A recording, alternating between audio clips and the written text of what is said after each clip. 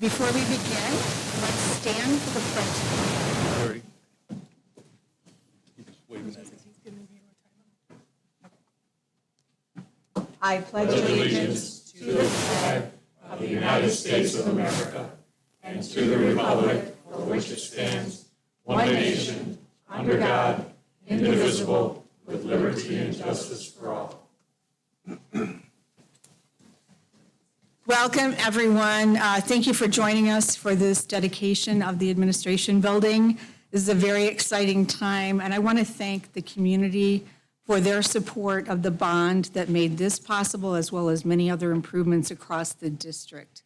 So thanks for all of your support. With that, we're going to move to public comment that's specific to our agenda. If anyone has comments related to our agenda, please stand, state your name, and keep your comments to 3 minutes or less. No takers? All right, we're going to move on. Tonight, I am going to turn this over to Mr. Ahern, and we have a special presentation and resolution.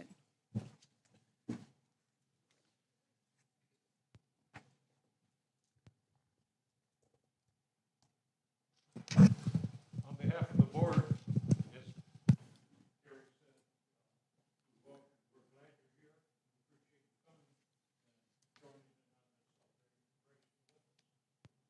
this celebration with us. We'd also like to thank the voters of the community and especially Superintendent Ben Makeup, spearhead of the bond campaign 2019, which made this possible. This is such an improvement over what we had before for our boardroom and all the old former boardroom members who I would like to stand up so we can acknowledge you.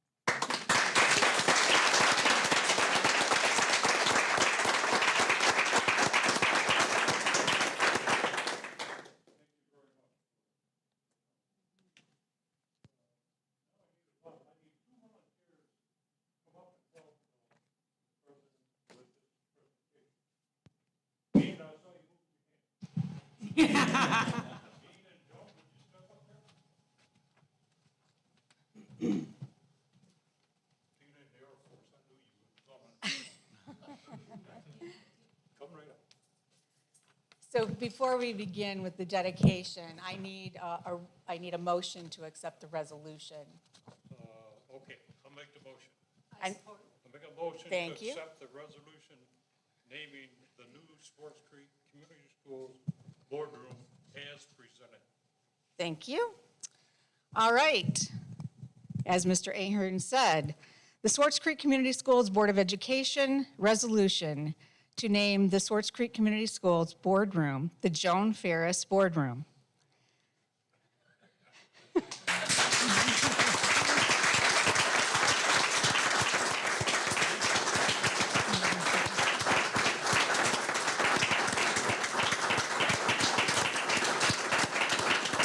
Whereas Joan Ferris served as the Swartz Creek Community Schools Board and Superintendent Administrative Assistant for 33 years, and whereas Mrs. Ferris made invaluable contributions to Swartz Creek Community School District and the community as a whole through her participation as an outstanding employee and longtime community member, and supporting 5 different district superintendents, Charles Townsend, Roy Pearson, Dean J. Pratt, Jeffrey Hall, and Benjamin Meinke, in addition to a large number of dedicated Board of Education members, many of whom are here tonight.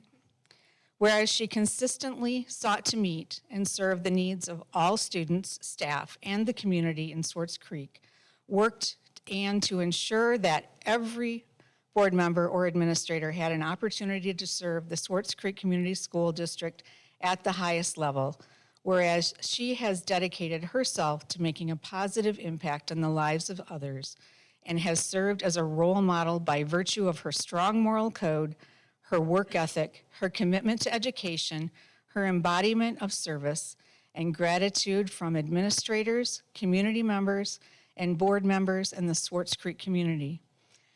Now therefore be it resolved that the Swartz Creek Community School District names the Board of Education meeting room at the Swartz Creek Community School Administration Building, the Joan Ferris Boardroom, in honor of Mrs. Ferris's exemplary contributions to Swartz Creek Community School District and community, adopted on this day. I would entertain a vote from our board. All in favor, say aye. Aye. Any opposed? They better not. Congratulations, John.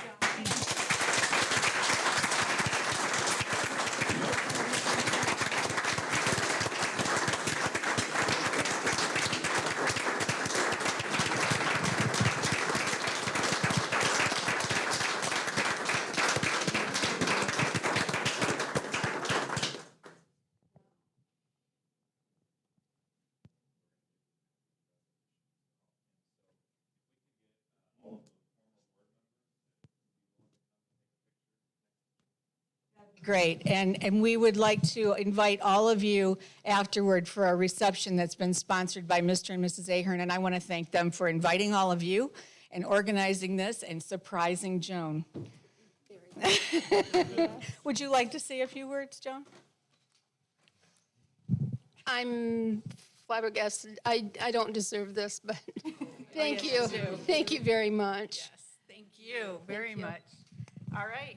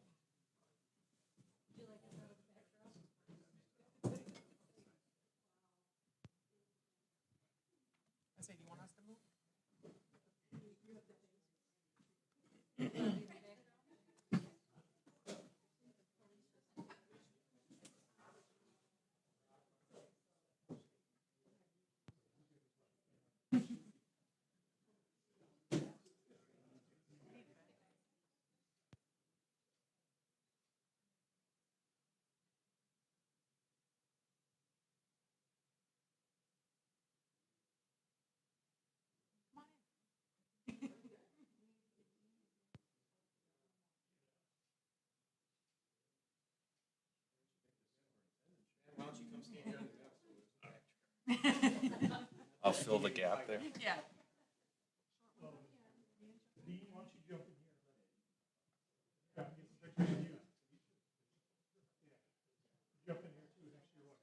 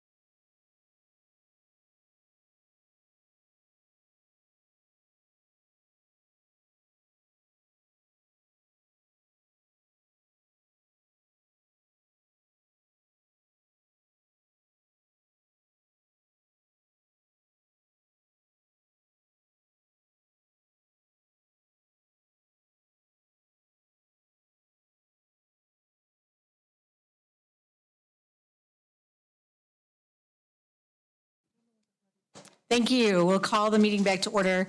Just as a point of order, we did adjourn temporarily for the break to celebrate Mrs. Ferris's naming of the boardroom at 6:06. And so I also would like to formally ask that we do a roll call vote for the resolution that we just adopted. So I don't know, Sue, are you going to do that? Sure. Thank you, ma'am. Brian Sapanik, Yes. Chuck Melkey, Yes. Carrie Germain, Yes. John Sayer, Yes. Jessica Lenave, Yes. Alicia Gardner, Yes. Mike Ahern. Yes. 7 yeses. Thank you. The motion and resolution pass. Congratulations again, Joan. Well-deserved. Dean, you as well. I know couples support each other, and you've been there all along the way, so thank you. And don't be a stranger. We hope you come back to your room very often. Thank you. All right, I'm going to turn it over to, I believe, Mr. Meinke. Oh, sorry, we have a consent agenda. I get so excited. I would entertain a motion for the consent agenda. So moved. Support. Okay, Mike and Brian, any comments or questions? Hearing none, those in favor say aye. Aye. Any opposed? All right, now to Mr. Meinke for the superintendent report. Thank you. It's been an incredibly busy week. We've had an honors ceremony. We've also had, we have a virtual learning center graduation tomorrow evening. We have our seniors and our high school graduation on the field on Sunday. And so this is a real busy and also very exciting time of the year. I have to say, being able to celebrate the kids after the year that we've had has been just a joy. So it's busy, but we're very thankful for the opportunity to celebrate them. And it's just been a pleasure. And I'm sure Brendan will have some things to share in his report when he gets a chance. I do want to just bring an awareness. I talked a board meeting or two ago about something that Jack brought up about consistency in our meeting minutes. And so I went ahead and I took a look at a few different templates, and I'm just going to take a minute and pass these around. There's a couple examples. These are from, the first one is from Forest Hills Public Schools. The next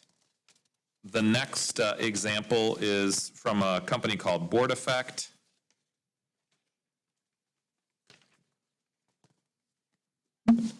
There's another format example. And I also took an example from South Lyon Community Schools. And so what I really wanted to just accomplish tonight was bring awareness around, as we work in our committee of the whole structure, I think it's helpful for transparency's sake to have a consistent minutes format. I know some of you have a format that you're using, but we don't have anything that's consistent. So I know that Chuck has a particular form that he uses for building and site, which I know several of you have commented. You appreciate that format. Whichever format we use is fine. But I would just maybe give you a little bit of homework to look over these different templates, maybe look at the template that Chuck uses, and I think what would be helpful is if we were to give me some guidance, right? So if you want to email me, just let me know if you have a preference on the style or the format. And then what we can do is we can make sure that those minutes are being kept and accounted for in a consistent manner. And then as people ask or they'll see those minutes posted, they'll understand the conversations that exist and take place. So I said I was going to bring some examples. Those are just a few to look at. If you have another format you'd like to suggest, it's okay with me. But I want to put that on your radar. So sometime soon, if you could let me know, if you have a preference. We do have a number of presentations today and discussions, so I'll speak a few minutes more at those times. And so for today, due to timing, I will yield the rest of my time and move to Brendan. Thank you very much. For the last time, I would like to introduce our student Representative Brendan Johnson, and we will all thank you appropriately later, but if you could give us your update.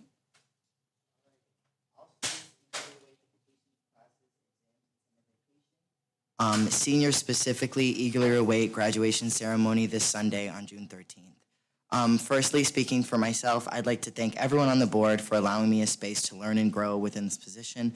This experience has been most enlightening in a number of areas, and I appreciate the guidance of everyone here on the board. I believe this position has taught me many skills regarding administrative process, and I most definitely will carry these lessons with me into my future. On behalf of the senior class, I would like to issue a thank you to all of the parents. Thank you for doing the ultimate challenge of raising a human being. On behalf of the senior class, thank you to all of the teachers from elementary to high school who educated us, advocated for us, and ultimately made us who we are today. And lastly, on behalf of the senior class, I'd like to thank the board for their hard work and dedication in such a tumultuous time. Your guidance through the COVID-19 pandemic is well appreciated, and we are all grateful for your service. So thank you. Thank you, Brendan. And once again, we want to thank you, and I'll give my fellow board members an opportunity to thank you as well.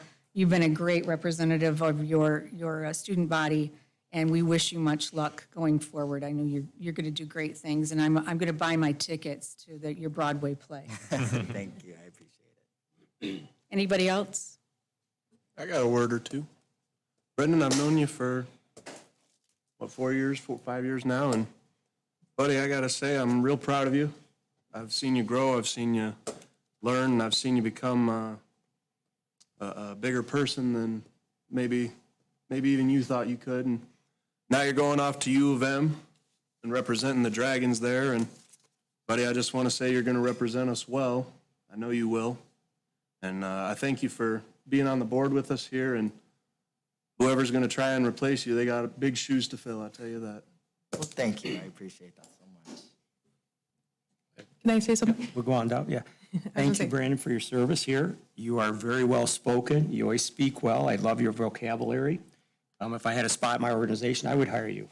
It's probably too boring for you, being a small company, but you did a great job. And I really feel bad for the person, whether it's a lady or a gentleman, young gentleman like yourself, that's going to come in and fill your shoes, because our first one was great when Ben started the program. You've been wonderful and even exceeded that. Now the third person has really, really high standards to fill. So you've left them with quite a predicament. So you might want to help them a little bit, and hopefully they'll do just as well as you. Thank you, Brandon. Thank you. Jessica? So Brendan, I was thinking when Jack said that, I thought the other day about your days back at Moorish. and again, how far you've come, and thinking about what Carrie said. We knew him when, right? And it has been wonderful, as Chuck said, of what you have articulated here, how you did the survey for the students, and you really shared with us what was going on, and didn't talk about just the high school, but talked about some of the other things that were going on with the other schools. You have done a fabulous job as a student representative, and been a wonderful blessing to our district and the community. So thanks a lot. I wish you all the best. Thank you so much. I appreciate it. Thank you, Jessica. Can I add? I also want to say thank you, Brendan, for your contribution to this board, but even beyond that, the character that you brought to the district and to your fellow students amongst the student body.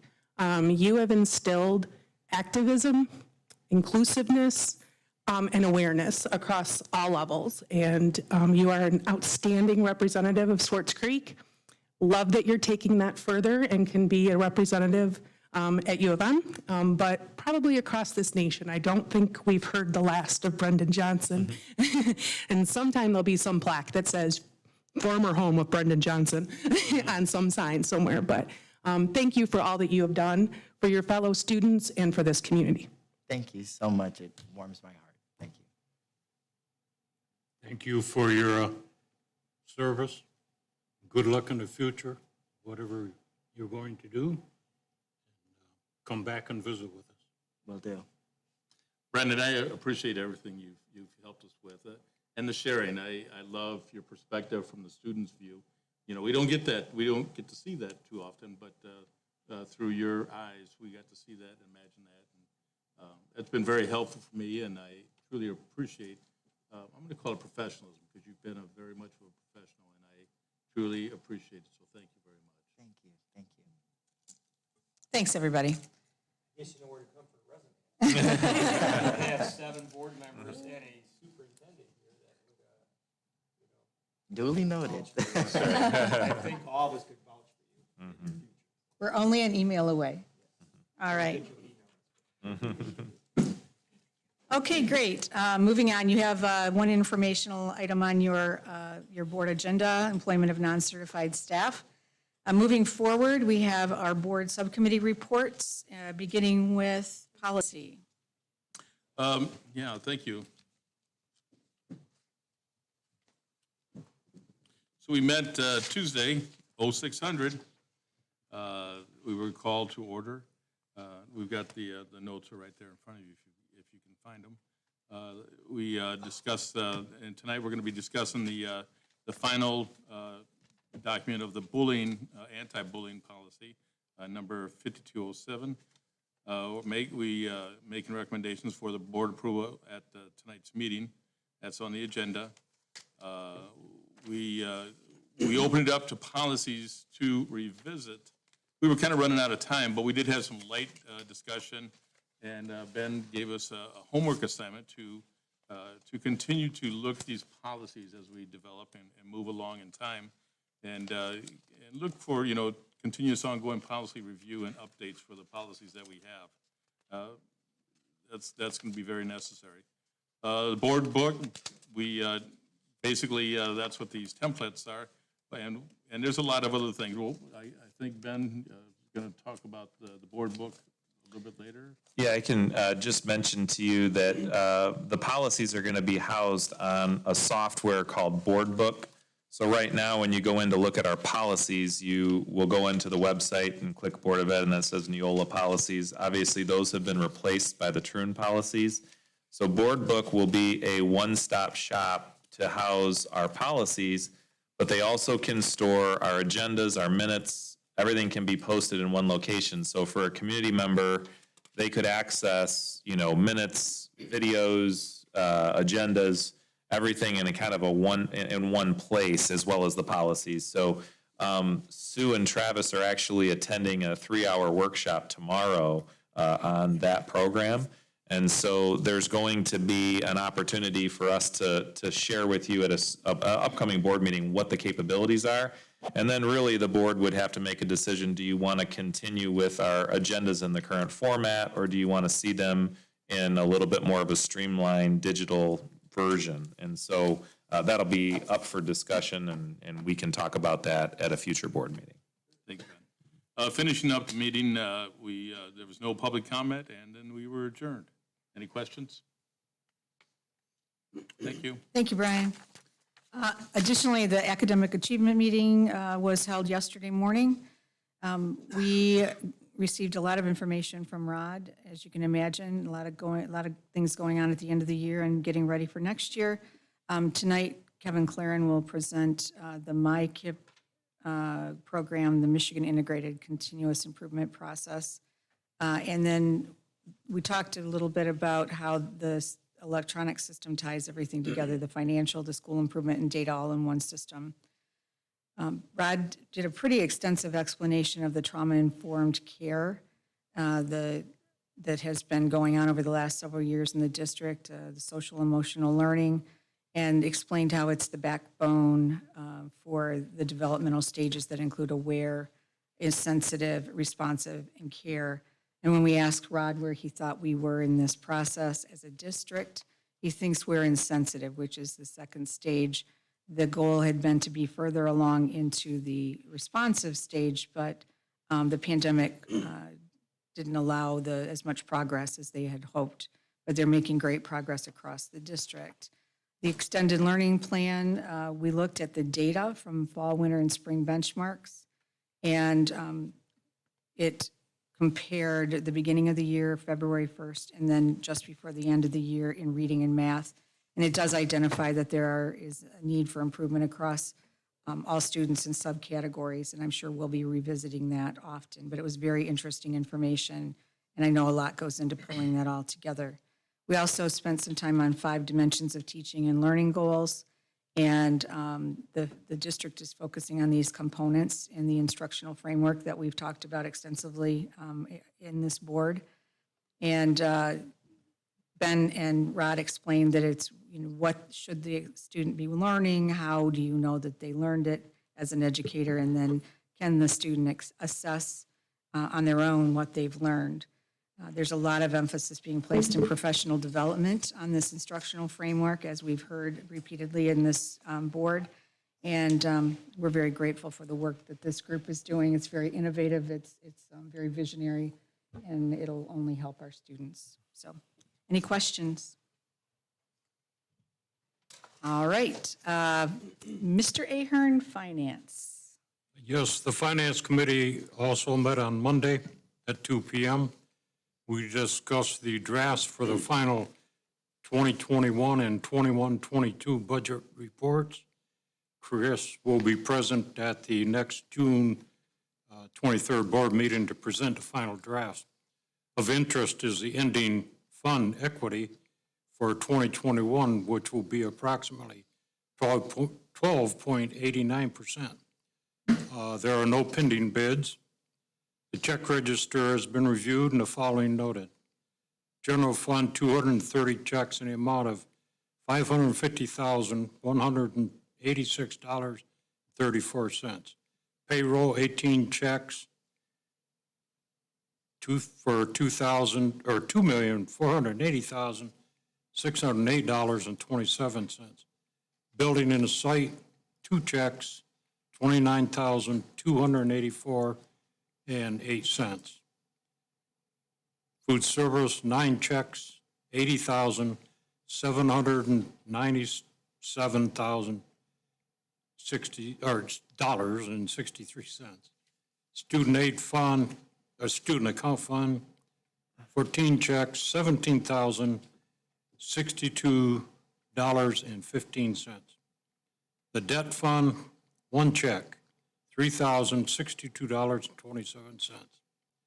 The bond, 4 checks in the amount of $520,648.42. We had discussion regarding the student count drop for Gaines Elementary, and Ben will be addressing this during board discussion items.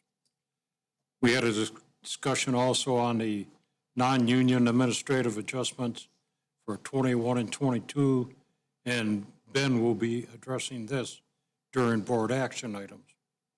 There were no public comments. The next meeting is July the 12th at 2 p.m., and we adjourned at 3:16 p.m. Any questions?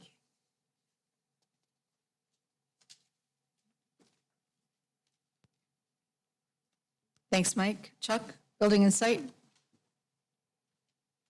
We called the meeting to order at 3:23 p.m. on June 7th, 2021. Oops, sorry. Thank you, Jessica. Present was Mike Ahern, Jessica Levine, Brian Sapanic, Ben, Rod, RC, the building maintenance supervisor, Chris Gray, our finance director, along with myself. We had a lot to discuss. The completed projects, the tow behind lift has already come in, has been utilized several times per RC. It is working great for the district and has actually saved the district money by not renting additional equipment to do some of the chores that he needs and duties. The gate at the south entrance of Elms has been installed and is operational for the athletic department to help control traffic and property damage and the after-hours use of the district facility. There still may be some added additional fencing to help alleviate some ongoing problems, but it'll be minor if needed. The walk-in freezer is installed at the cage for the temporary food usage for the summer food program for the district. It was a minimal cost to do the electricity, and they put the temporary cooler up there. This will be coming out of our food budget. The stage is coming for the graduation this Sunday's ceremonies and has been installed for a trial run. Per RC, it is fully operational. It should hold all the weight of the board members here. So, and we own it, and it'll be used for further events, according to RC. Into new business, Wade Trim property lines for upcoming fence projects. Wade Trim gave a bid of $4,000 to do the district's property line for the high school. There was extensive conversation by the subcommittee and felt it would be better to send this out for bid and perhaps do this for all the district's property at one time, have records updated for the district's protection, and having one file for all the property descriptions so there's no confusion in the future and have it warehoused at one spot. This will be ongoing and be brought back to a full board meeting when needed. Siren walk-in cooler update. We're still waiting on state approval, but everything else is ready to go. The concrete bids have been put in. The cooler was $42,000. The electricity's been put in, and hopefully it'll be done by June. I don't know that. June 30th. I don't recall if that was true or not. Is that what we said? Okay. All right. The LED lighting, RC's proposed to the committee to change out all lighting in 7 gymnasiums, along with the hallways and classrooms in the middle and high school. Once again, there was extensive conversation on this, and RC was informed to go through and build a RFP, and that there are some incentives to switch over to lighting. So this will be brought back to the full board after subcommittee meetings on this, which is a great idea. RC proposed this, and Consumers is doing a lot of things to enhance this program. District landscaping plan, Agriscape was still contracting hard to do the architectural CAD plan for all the buildings, as stated at our last meeting, along with a more detailed material list than the previous ones. There was a short delay as there was a death in the family at somebody at that company, and it should be ready, though, by the end of June or the first meeting in July. Bidding for the high school. RC has stated in the past, and then this month's meeting, that parts of the high school roof needs to be repaired. There are some rough estimates that came in around $150,000 range. Once again, there was extensive discussion by committee meetings to get a quote to do the whole roof for a comparison instead of just patching and hopefully saving dollars in the long run with a more permanent solution for the district. Gaines property update. The overlapping property at Gaines Elementary School will be sold by July 1st. The paperwork is being finalized between the district and the interested party, and it's going to Thrun attorneys for the final verbiage. Other discussion, the amount of school buildings that we're currently operating, which Mike brought up and Ben brought up, additional properties that we own, additional storage, buildings at large, and the potential of, they indulged me by maybe looking at a pole barn for the bus garages. Brian agreed, and I think Mike and Jessica, without putting words in their mouth, that it might be a worthwhile idea for us to put up solar panels, sell electricity back to consumers, power our buildings, and hopefully move forward. So I thank him for that support for me on that. And then public comment, there was no public comment, and we adjourned at 4:13 p.m. Thank you. Any questions for Chuck? I have one quick question. Sure. Do we know if the stage that we purchased has a ramp to it at all? I hope it does. Mr. Kitchen is here. Maybe you can address that. A ramp.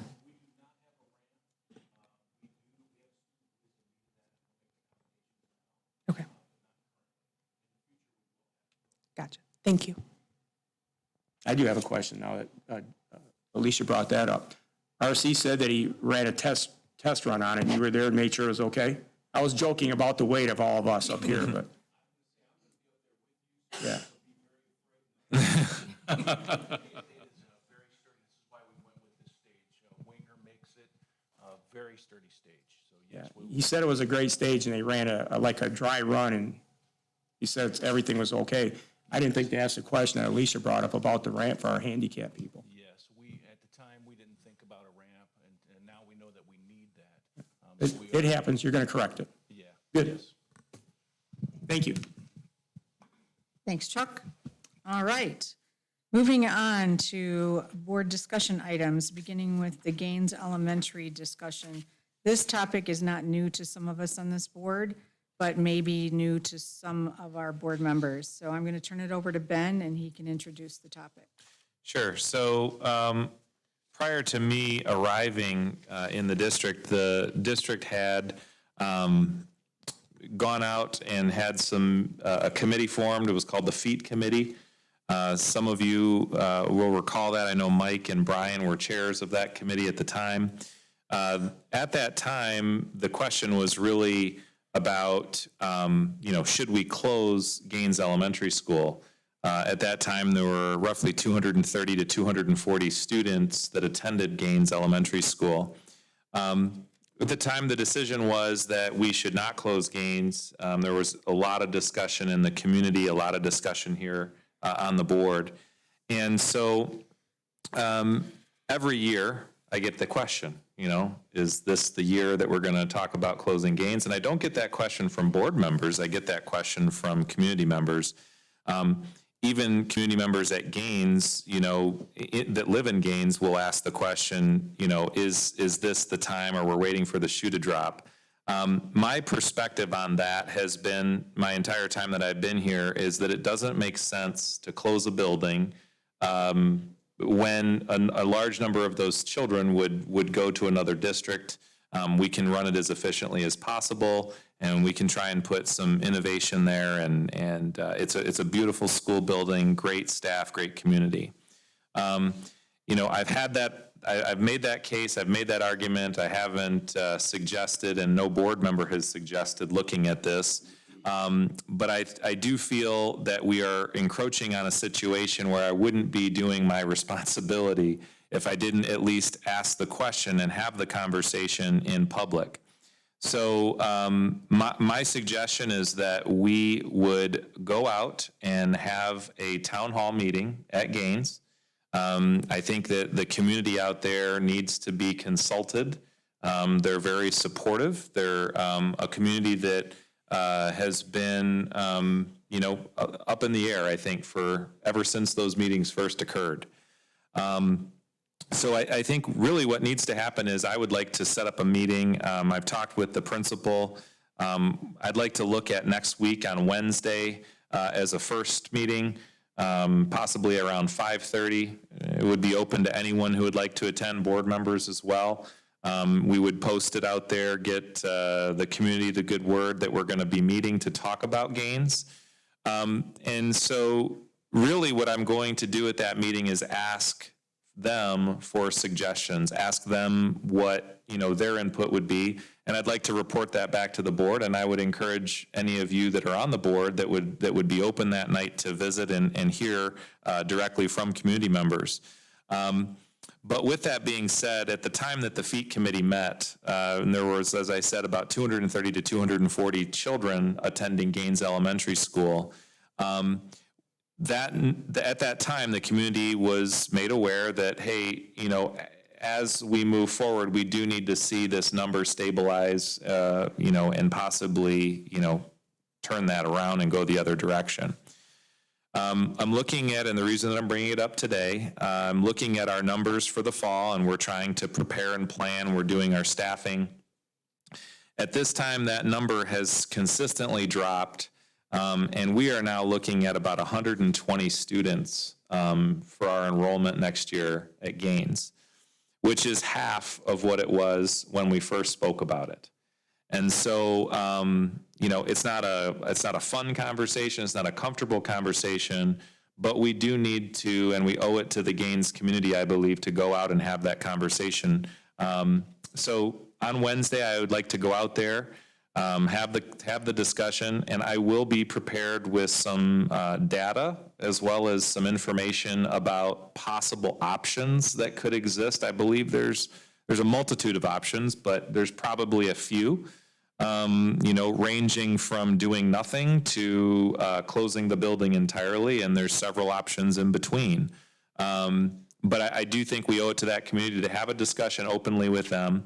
And since nobody on this board has asked me about it, and I haven't asked you about it, I felt like it was important in full transparency to have the conversation. And, if any of you have any thoughts on it, and if you'd like to reserve your comments for, after we meet and after I have some information about the meeting, that's fine.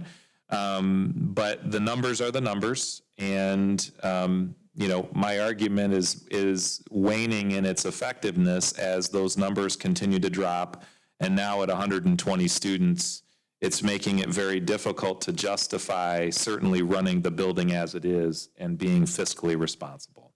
So I would turn it over to you, Madam President, if you have anything, if there's any questions. As I said, starting tomorrow, we're going to start advertising the meeting, letting the folks out there know, we're going to come out and just have a conversation. So there's no decisions that need to be made. That's not what this is at this time, but we are going to have to talk about if a decision needs to be made and what we would do. So Ben, I think when we met yesterday, You mentioned that there were only a few staff that are left, or would be left, to accommodate that number of students. Is that correct? Yes, well, we have support staff. So we have some cafeteria staff, we have aides, we have SSPs, we have secretary. We also have, STEM coordinator, and but our teaching staff has been as efficiently optimized as possible. I've had many conversations in the past with several of the Gaines families and parents, and they were not very happy when we would run a split classroom. For example, you'd have a third grade and a fourth grade class coming together, but it's also difficult to justify a class of 12 children. So, a class of 25, with a split class does make sense in terms of how we would create a staffing situation, but that does mean that there are fewer and fewer teachers out at the building themselves. So, it's a difficult and complex issue. And I don't think anybody, I've been a very ardent supporter of keeping the building open as long as we can do it. I don't think anybody, certainly here on this board, or certainly myself, wants to see, it go in a negative direction. But I also don't know that it's a good solution to continue,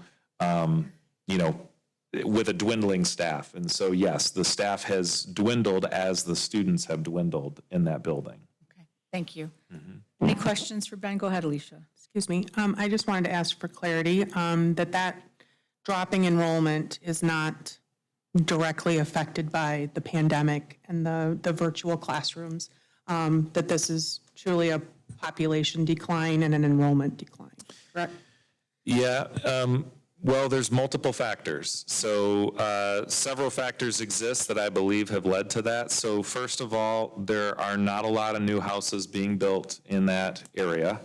The population density is not high, and there are not a lot of younger families moving in. There's another factor, and that is that the border of Byron schools is right next to our school building. There is a Byron bus that runs right through our district right there, and that's a factor. And so many of the residents, even in the village, choose to send their children to Byron. So that has been a factor. Something that was an unintended consequence, but is a factor, when the elementary model was implemented, we had a number of Gaines families that said that they wanted their children to participate in that model. And so they moved their children to one of the early or upper elementary buildings because of that program. We have tried, we've offered for some of our school of choice children, we have not placed them at, say, Gaines or Moorish. Or not Gaines, Elms or Moorish. We've actually moved to put them out at Gaines. And inevitably, they don't end up coming to the district because they don't want to make the 25-minute drive.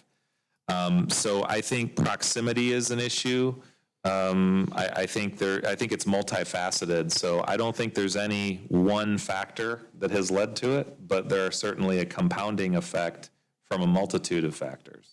I guess I just wanted to clarify that it's not that only 120 are there in person. It's factoring in all of the children that are enrolled in general. Yes, and I will tell you that it affected the entire state this past year with the number of children that are homeschooled, okay? And there are a good, healthy amount of homeschooled children in the Gaines community. So we do know that. We're trying to reach out to those families, see if, any of them are coming back. But in terms of our kindergarten enrollments, in terms of our early fives enrollments, in terms of the kids who are coming back from the homeschool, environment itself, those numbers are just not very high. So, it is a complicated situation with the numbers being like that.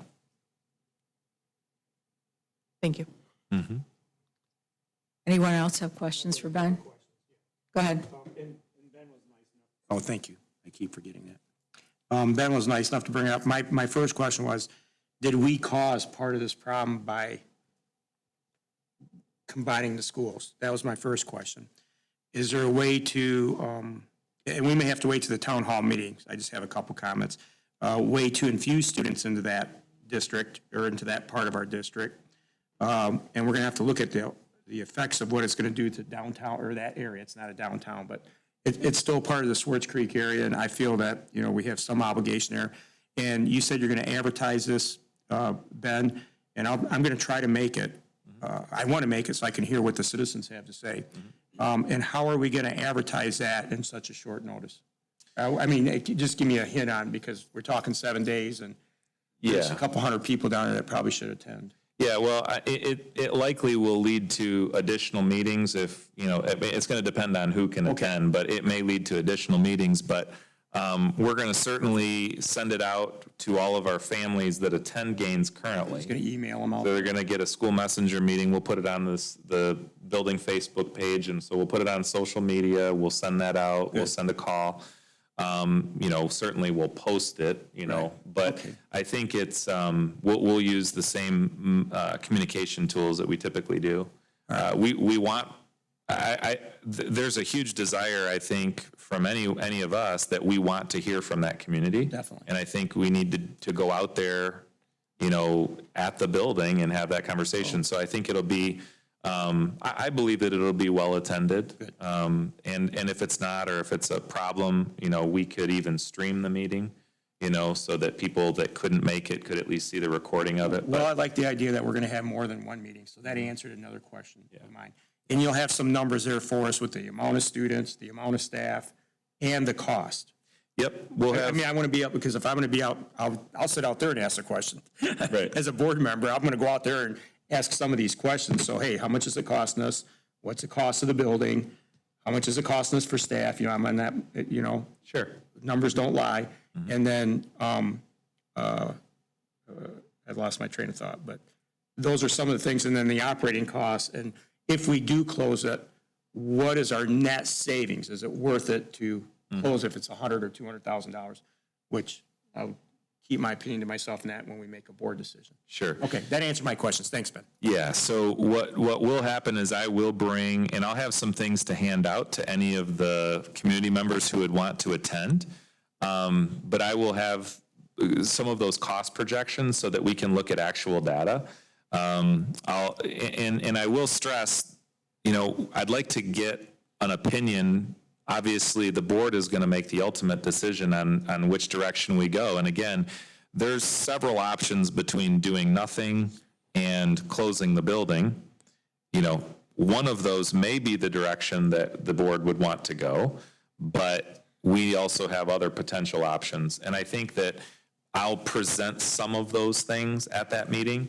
And, you know, quite frankly, some of the parents that I've talked to, they're going to want to know things like, okay, if the building closes, where would my child go, right? Like which school would they go to? What would the bus ride look like? What time would the bus go? Those are questions that people are going to want to have. And so I will have some of those answers, you know, but I think it's important to just have a conversation. You know, we're not rushing to make a decision, but we do need to look at this as we prepare for next year, and we're looking at this decline in our enrollment that is very steep and significant. And so maybe there are some suggestions from some of the community members. And my train of thought was that, one other question, please, Carrie. If we do decide to close it, and that's a huge if, because I'm not on either side of the fence on this, but I am on the side of the fence of this, is that if we close it, is it going to end up like a Mary Crapo, where we end up with this building that the district owns? Sometimes it's cheaper to run something, even if we have a $20,000 deficit or a $30,000 deficit, than saying we're closing it, if that's what the board decides. And then we let the building somewhat deteriorate, and then it ends up costing us more money. So I just want to kind of throw that out there before it goes anywhere with my fellow board members, because that's things we should look at. You know, Mary Crapo is something that's another one with my school bus barn, is that I want to, you know, we let things deteriorate sometimes, and it costs us more money than what we think we save when we close something. So that's it. Thank you, Carrie. And I think I think there would be some ideas to that end and to that effect, probably, that members of the Gaines community would have, you know, in terms of or something. I just don't want to, I don't like that. It hurts the community as a whole. Sure. But yeah, but thanks, that answer. Thank you, Carrie. I right. had that one question that Thanks, slipped John. my mind. Thank you. Jack, you had something? No? Okay. I do, Carrie. All right, go ahead. You kind of touched on this, and I know the practical questions that are going to come from the community and definitely from parents. But I think even as a board, we need to evaluate too just the capacity that we have amongst our other buildings. You know, ideally, I don't want to lose a single solitary child out of our district. So want both the pros and cons for every option of what capacity we have in our other buildings as well. So that, just so we can have practical information. Yeah, it's, so Gaines, the village of Gaines obviously is, you know, pretty isolated and contained right around the school itself. But Gaines Township is very interesting because we have people who technically go to Gaines who live 20 minutes away from Gaines, but live 2 miles away from Moorish Elementary School. So you're talking about, you know, Gaines Township goes all the way through, you know, on the other side of Grand Blanc Road. So it's a really unique area, you know, geographically. So, you know, but with that being said, depending on the direction that, you know, and I'll talk about this next week too, we have ample space in both the Cyrene School and the Deke School to hold every single child that currently attends Gaines. Now, that doesn't mean that that's the decision that, you know, needs to happen, but I think that we would, depending on the direction that we go, and I'll talk about this again on Wednesday, there's going to be, have to be given some parents some choice, right? So, you know, some of the parents might say, I want my kids to go to Moorish, right? Or, you know, I'd prefer that because it's closer for me or whatever. And I think that we would be kind of looking to make sure that those choices could be explored in that capacity. But in terms of space, capacity is not an issue. Those buildings are about 100 students smaller on the west side of the district than the east side, as it sits right now in both the upper and the lower at Deke and Cyrene. So. Anyone else? Okay. Well, thanks, Ben, and I know we'll get a message from you as well, inviting us to go. Yep, you sure will. Thank you very much. All right, moving on. We have our anti-bullying policy, which is the Troon Policy 5207. And this is our second reading. Yep, so the first meeting that we had on this was really just the public reading that was required by statute. The revised school code means, or really allows for us to be able to adopt our policy manual as we did at the last meeting. However, the bullying policy, the anti-bullying policy requires 2 meetings, a first reading so that that hearing can occur, and then the following meeting it can be adopted. So the resolution that you'll see in your action items tonight is the repeal of our current bullying policy and the replacement of policy 5207, which is the policy that is going to be our new anti-bullying policy. Are there any questions on the policy before we move forward? Okay. I think we can move on to the school improvement presentation. So I'd like to ask Mr. Heatherton to, take over at this point and going to enlighten us a little bit on the MyKit process and school improvement. I don't know about enlightenment, but Mr. Claren and I will give it a shot. So as we talked about it, academic achievement, Mr. Claren is going to give you an overview. There's a big change in the process that happens at the state for school improvement planning. And that change has been coming for 2 or 3 years now, but this is the year that it needs to be implemented. And so Mr. Claren's going to kind of walk you through what that looks like from the state and how we have to respond. And towards the end of the plan, I'll talk specifically to you about what we are doing in Swartz Creek as it pertains to that process and the goal that we chose. Mr. Claren. Good, thank you. Go ahead, Zach. Next slide. I would say to all of you in the years that I've been involved with anything that's come out of the Michigan Department of Education, this is finally one of those changes to say, this is an improvement rather than more busy work. And so they really did get it right. And when I say they did get it right, it's still in process, but it's really close to completion. So on this first slide, I wanted to point out some of those improvements that they made, because the work commission that put together MyKIP really went out, as Rada just said, this has been 2-3 years in process, and so they got a lot of feedback from educators around the state. And the first thing they talked about was the short cycle. We used to be submitting our lesson plans annually, and you think, well, that's great, you know, you're always keeping up to date. But the problem was people were reinventing the wheel year after year, and so there wasn't a lot of, I guess, authenticity being blown into those plans. And so having a longer cycle, now they're looking at moving it to a 3 to 5 year cycle. And so you'll see in our goal, we've chosen the latter, the 5-year window. The second point that I think is a major improvement is isolation. When these school improvement plans were being developed annually, they were developed at the building level.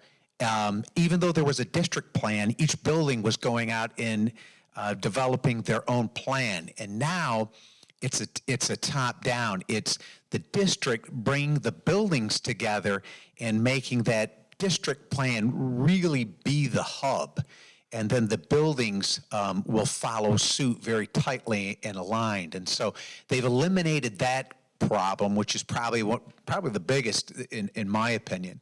And that last, tying in district resources, you're going to see through integration that the district now, being able to bring in all these different departments, are going to make sure that there's that funding that's needed to drive that plan. 3 major components make up the new MyKIP integrated system, and you'll see those there: the platform, process, and mindset. And again, the key word up there is streamlined. They have taken a lot of the, I guess, busy work out of the program, and that everything that's in there is truly essential and meaningful. So let's look at platform. In the spider chart that you see up there with the MyKIP logo, you see the different components or different systems that plug into that.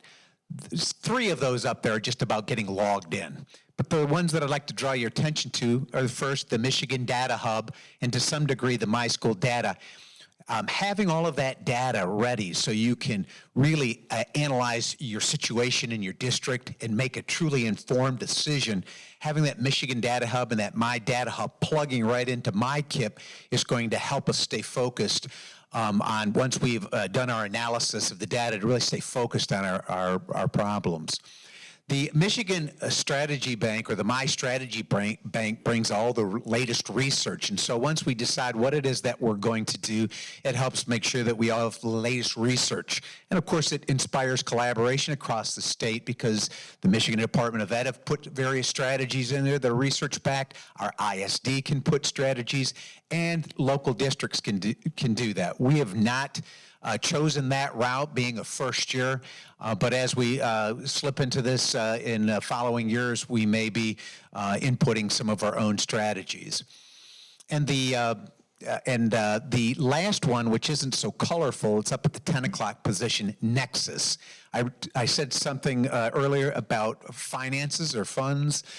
Nexus is where we'll be storing all of our information about grants. And so having that system in there, if we're going to be using Title I or some of those other consolidated app grants, that will all plug into that system as well.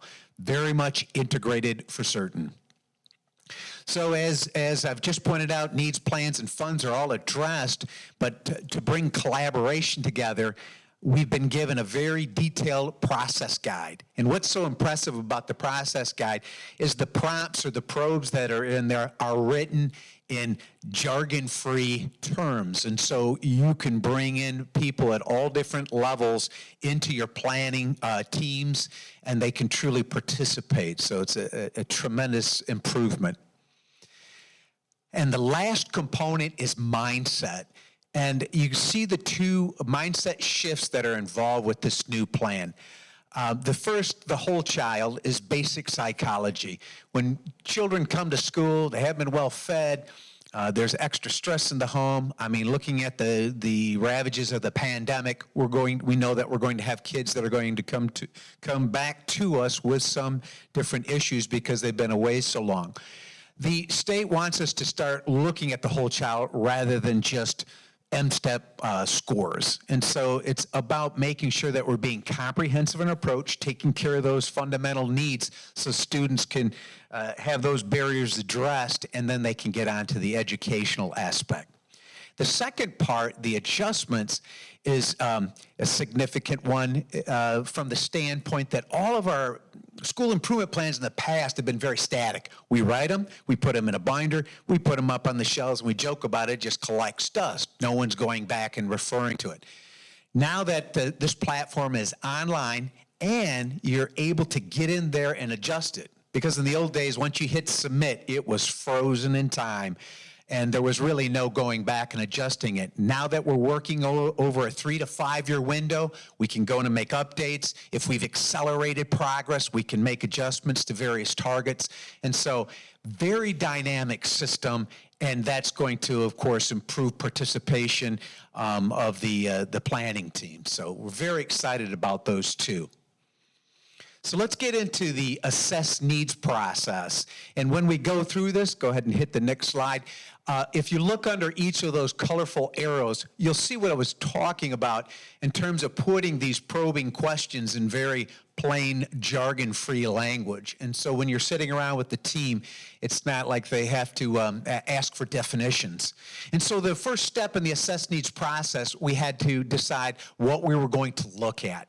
And before the pandemic came up, we'd already been on about, well, I don't want to confound Mr. Heatherton, but in a very intensive way, we've been working on trauma-informed care. I'm going to ballpark it at 4 years, 3 years, that we've specifically had various training or broad training on the topic. But we knew we wanted to get at trauma-informed care, and we want to make sure or certain that all of our staff in the buildings are able to support that. So that was our area of inquiry. The next step was to then begin to look at our data. And as we said earlier about that My Data Hub, we're uploading our local data into that platform so we can begin to assess our situation. And of course, we went way back in terms of looking at trend data, and then we created something called a data story. And so it helps us keep focused. How did we get here? The second item up there, the initial initiative inventory, is to decide, or rather take stock in what are we already doing. We don't want to be redundant. So we looked at the various systems that we've built thus far. As I said just earlier, 3 to 4 years we've been at trauma-informed care or trying to provide that service to the students. And so we took a stock of that. Moving on, we looked at what do we want to be our challenge statement, and that's really what's driving it there once we've gone through this process of looking at our data, and that is that we want to become a trauma-informed care institution district-wide so we can make sure that we remove those barriers and educate students. So once we've gone through this whole analysis process, we slip into the planning process. And the first thing we have to do is, of course, write our goal. Each strategy we write has a goal.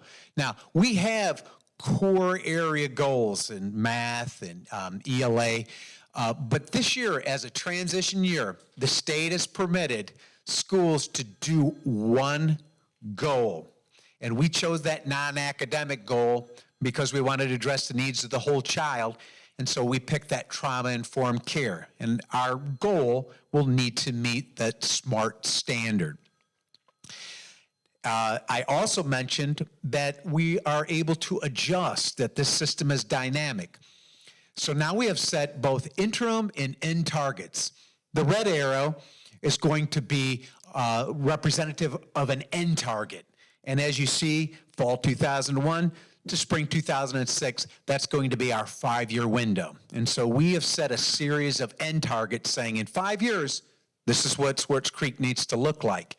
And then the yellow arrows you see that are numbered there, those are our progress monitoring checks. They're not all the same size, but the whole idea is we're going to be looking to make progress, and we're going to be checking annually. And again, if we haven't made progress, we can make adjustments annually on those various interim targets. So it's very flexible, and it keeps us in the game as a school improvement team to make sure that we are on track. The My Strategy Bank, as I mentioned earlier, is this library of various strategies that will be available to us. We've already selected our strategy for this year and have built our end targets and our interim targets, but that's will come into play in later years when we begin to select other strategies. The wrapping up in the planning process, we have to identify readiness. We've been working with something called the Hexagon tool. The Hexagon tool helps us decide the strategy that we pick, Student Support Network. Is this strategy something that our district is ready to apply? Is this a strategy that's going to help us address our problem? And do we have the capacity to support this strategy? And we went through the Hexagon tool, and we have a high connection or relation to this strategy with what we need. And so we've picked a good strategy or an appropriate strategy. And that last topic there, braid and blend funding, we need to lock in funds to make sure that we can carry out. Do we have the personnel in place or adequate staffing in place? Do we have adequate supplies, professional development monies? So we need to plug that all into the plan as well to make sure that we're certainly ready to go.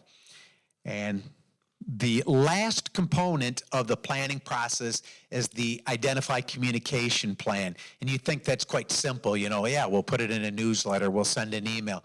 Years and years, and when the work team at the state level, you know, studied this problem, so many school district stakeholders said, I didn't know that was our school improvement plan. Where can we have our school improvement plan?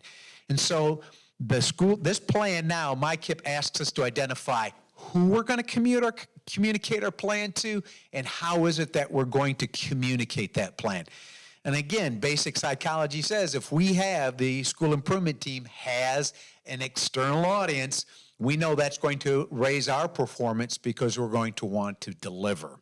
And so I think this is it might seem like a minor step, but it's a very significant step in making sure there's that accountability for the school improvement team. At this point, let's go to the district plan and Mr. Heatherton. All right, so as Kevin said, we have chosen trauma-informed care, and as I talked about at academic achievement, we chose this social-emotional goal basically because we didn't have one. And most districts across the state are choosing the social-emotional goal. As Kevin said, the core goals are already in advanced ed. Those kind of sit there and roll over. But we're going to take a look at how we can infuse our trauma-informed care at the building level, the classroom level, and of course the district level.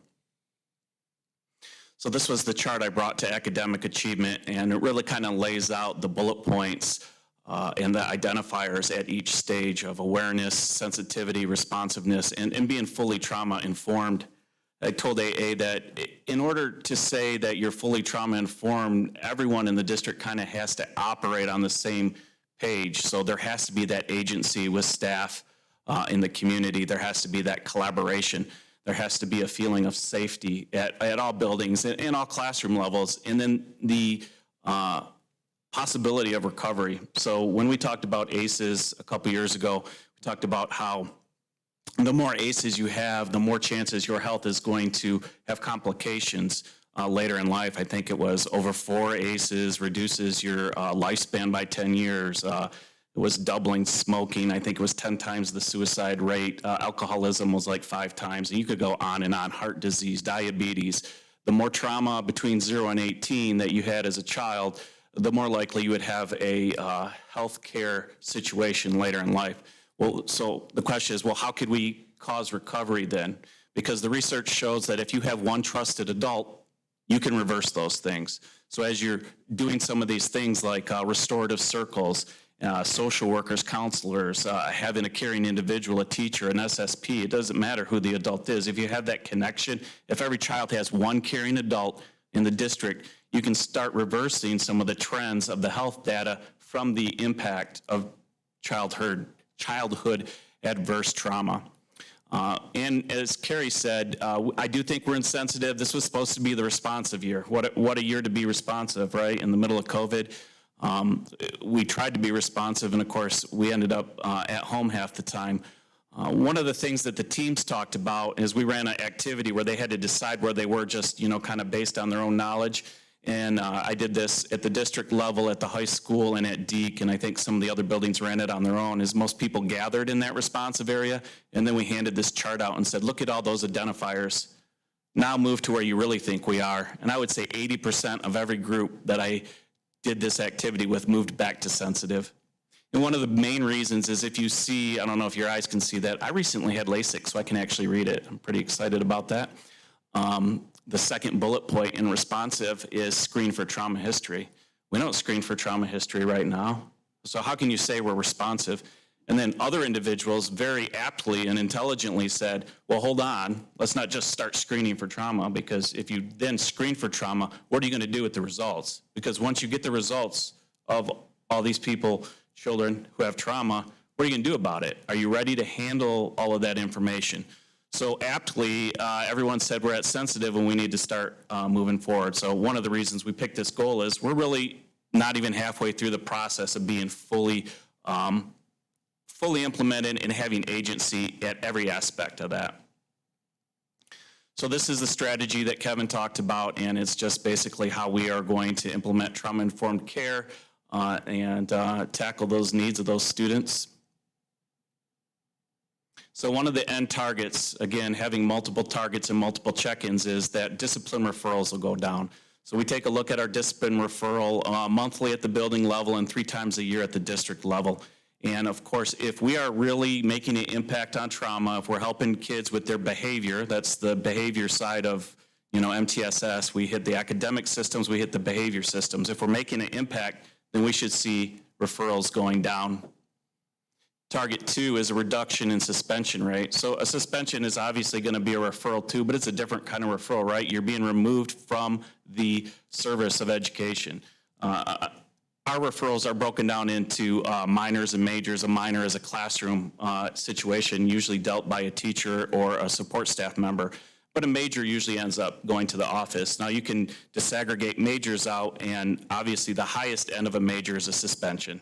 And what we want to do is not take kids who are in trauma, who have already been isolated, especially this year in COVID, and send them home for 10 more days and isolate them even more.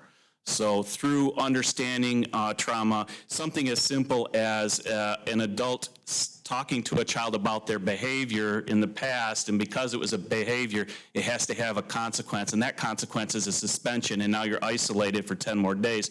We talk a lot about regulation, because if that behavior hasn't harmed anyone and they were just unregulated, someone who has, some agency in trauma-informed care will talk to that student about how can they go get regulated, or where can they go get regulated, or who do they trust to go get regulated.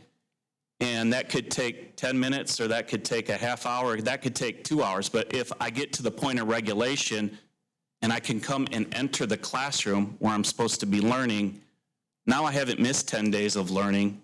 I haven't ever done anything that deserved a consequence, and I'm right back to where I was. So it's a lot about shifting the mindset from behaviors to regulation and understanding what students are coming to school with and where they are in their responses. And so the third target after referrals and suspensions is just fidelity. We run fidelity checks, and we have run, we call them the TFI, Tiered Fidelity Inventory. There you go. And that basically just says, is the program being run with fidelity? Are we doing what we say we're going to do? Are we using research? Does everyone involved understand the research behind it? So whether you're dealing, again, with the principal, a teacher, or support staff, are they all implementing that strategy the same way? And the hope is that, we will have high fidelity at the end of this 5 years. And so That's our plan. We are going to submit that in the new MyKit portal any day now. It's due June 30th. The beautiful thing, as Kevin said, is the buildings don't have to submit anything. We have done it for them. They then have to follow along. What does that look like in their individual building? Questions? Questions for Rod? Or Kevin? Kevin, I have a question. You mentioned the My Strategy Bank. Does that represent best practices of high-performing districts? And if so, do we do things that might eventually be in that bank? Well, in this particular strategy, we selected, they recognized ASCD, the Association of Supervision and Curriculum Development. We use their school improvement tool to look at where we are in terms of providing good social, emotional learning supports. And so we're going to use that information to help us diagram some of those activities that are going to help us reach these goals. The other one is, the other body of research was coming out of Castle. And I will apologize. It's the collaborative collaborative association or something for the social emotional learning. Mm-hmm. We know about the Castle 5. We've actually used a survey that was developed through Washtenaw County that is fully aligned to the Castle 5 that will help us again, and we'll use that for progress monitoring through our time, or rather through this 5-year window. The other association or connection that we've had is we started with My Blissey. It's now called My MTSS. And some of the research and researchers that they've used and have cited for some of our systems that we currently have are also listed. That the student support network strategy you saw up there, it would probably scroll down and probably occupy about 8 to 10 pages. There's several researchers listed in there. So I think what's going to happen with the strategies in the My Strategy Bank is you're going to see them being broken out and being more discrete. Because that was one of the criticisms that when we saw the educators got a chance to see My Strategy Bank last fall at the state school improvement conference, it had like programs in there, like, you know, a publisher's program.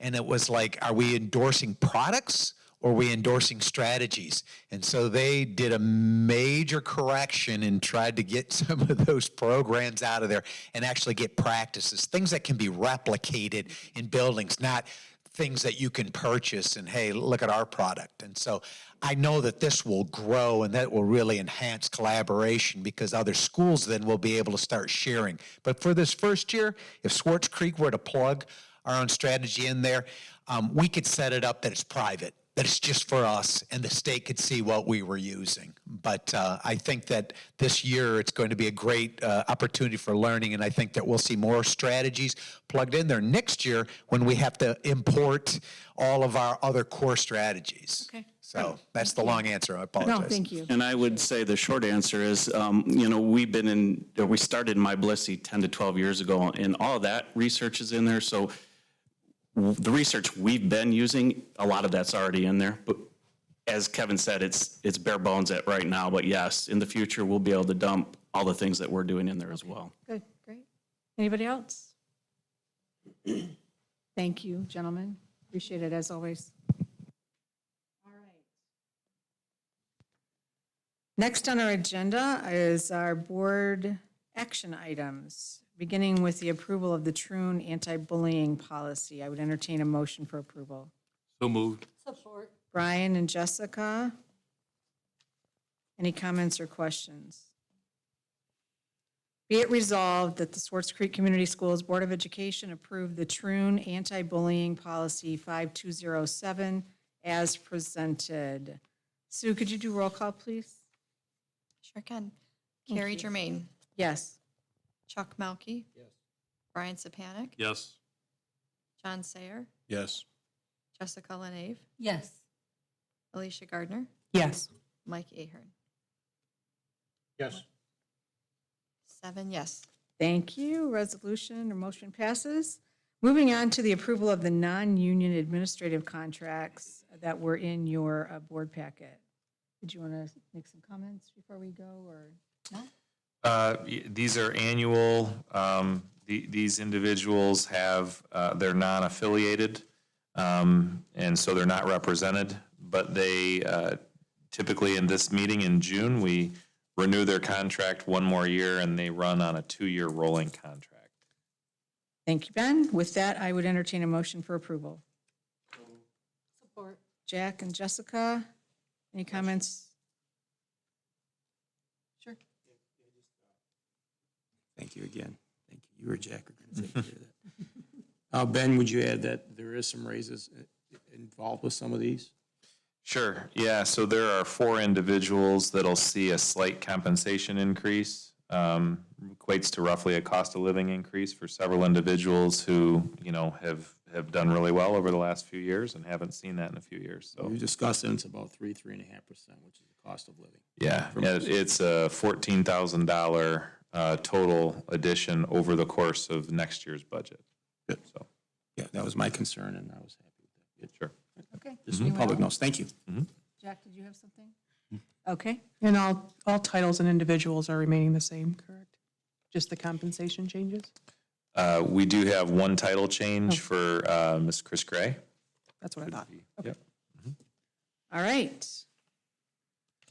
Be it resolved that the Swartz Creek Community Schools Board of Education approve the non-union administrative contracts as presented. Sue, could you do a roll call, please? John Sayer, Yes. Jessica LaNave, Yes. Alicia Gardner, Yes. Mike Ahern, Yes. Carrie Germain, Yes. Chuck Malky, Yes. Brian Sapanic. Yes. 7 yes.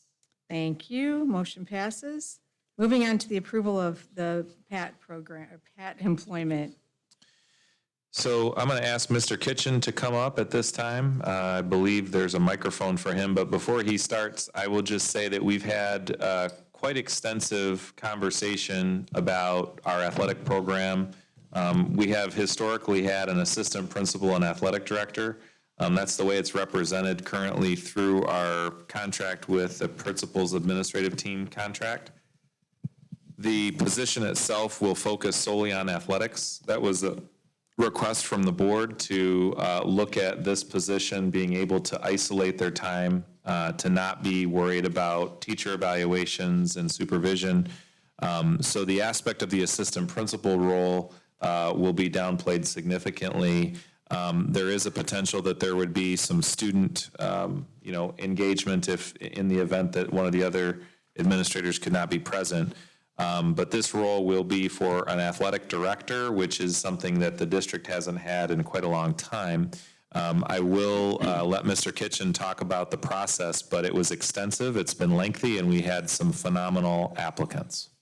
Yes, as Mr. Meinke stated here, we went through a pretty intensive process. This is a very public position. It has been. I've learned that over the last 4 years, and so we had to make sure that we did this right. She went through several interview committees. Also, we put a group of students in front of Adrian, and she's unanimously the choice. She's a highly effective teacher. She's done a wonderful job as a coach, and the team believes firmly that she will take us to the next step in athletics, a standard of excellence. Would you stand beside me up here? This is Miss, I know you know her, Miss Adrian Trebatowski, and we recommend for consideration to hire Miss Adrian tonight as our athletic director. Did you have any words you'd like to say, Adrian? Or we can proceed and come back to you. Yeah, let's do that. She doesn't want to say anything until she gets it. It might change what she said. I would entertain a motion for approval. So moved. Support.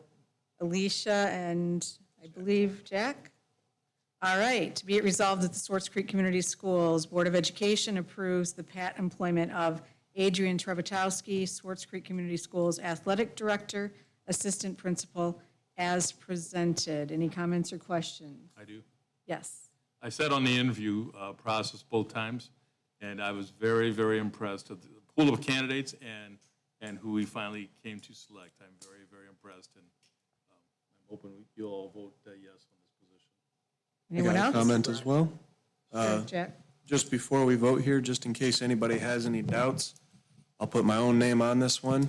I was a student when she was teaching, and I can't think of a person who's more qualified, in fact, overqualified for this position. So I absolutely unequivocally think we've got to keep her here. All right, anyone else? I'm going to vote yes, just so everybody knows. I can say that ahead of time. I don't have any issue. Mike, Chuck.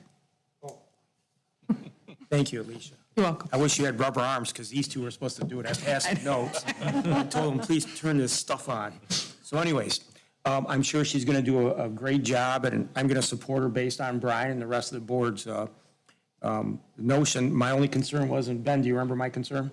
I just want to bring it out to the full board, because we talked about it in finance, is that I'm all for the athletic director being a sole position.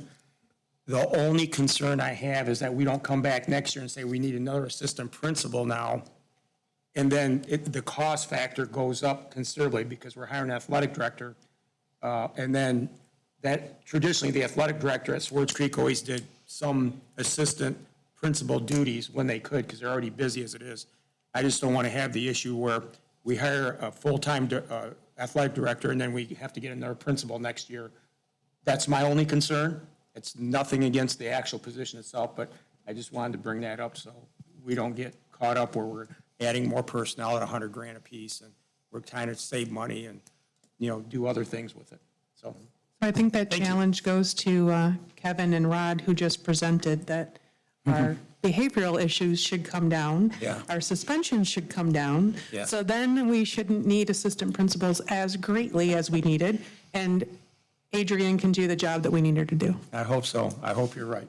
All right. Me too. Good. We'll move. That's the only question I had. Thank you. Thank Or you. comment. All right. No other comments or questions? Sue, could you do roll call, please? Brian Sapanic, Yes. Chuck Melkey, Yes. Carrie Germain, Yes. John Sayer, Absolutely, yes. Jessica Lenave, Yes. Alicia Gardner, Yes, go Dragons. Mike Ahern. Yes. 7 yeses. Motion passes. Welcome again. So now, Adrienne, the floor is yours, and then we'd like to, I guess, if everybody's comfortable shaking hands or at least allowing Adrienne to come forth, we'll do that. Go ahead. I just wanted to say this was a tough job to jump into when I did jump into this in January. I have never felt more supported by Mr. Kitchen and our admin team. I thought that our interview process was thorough and fair, and I thank Mr. Micah and Mr. Heatherton, and again, Mr. Kitchen and Mr. Sapanic for your time and dedication to the athletic department. And I strive for excellence always, and I can see us moving in that direction. So thank you for your support. Thank you so much.